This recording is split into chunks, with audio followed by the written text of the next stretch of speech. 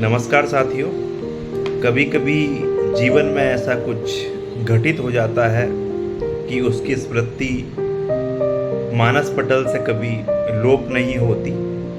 ऐसा ही एक प्रकरण है जिसको कविता का रूप दिया गया है। कविता में दो पड़ाव हैं। पहले पड़ाव में कवि अपनी व्यथा सहमति और असहमति के रूप में प्रकट करता है। सुने के मेरी सहमति और तुम्हारी असहमति के मध्य सिर्फ एक अ ही तो था। मेरी सहमति और तुम्हारी असहमति के मध्य सिर्फ एक अ ही तो था। कहने के लिए ये अक्षर बहुत अदना सा है। किसी को क्या फर्क पड़ता होगा इस अ के रहने न रहने से, पर तुम्हारी असहमति ने मेरे जीवन की परिभाषा ही बदल दी। पर तुम्हारी असहमति ने मेरे जीवन की परिभाषा ही बदल दी। अपने को सहमत करते हुए तुम्हारी सहमति की आशा में न जाने कितनी रातें भारी आंखों से गुजारी हैं।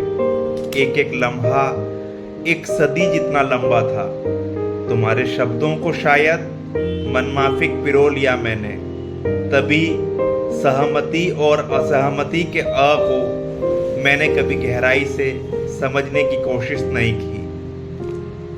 हमारा रिश्ता ही इतना पवित्र था, तुम्हें खोने की कल्पना मात्र ही मेरे लिए देह और आत्मा का अलग होना था।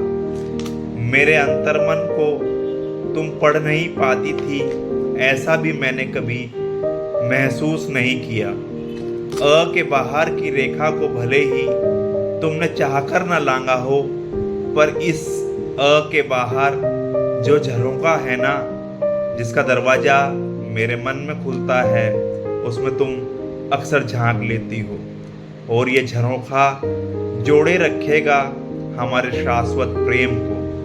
और ये झरोखा जोड़े रखेगा हमारे शाश्वत प्रेम को, हमेशा के लिए, सदा सदा के लिए, हमेशा के लिए, सदा सदा के लिए।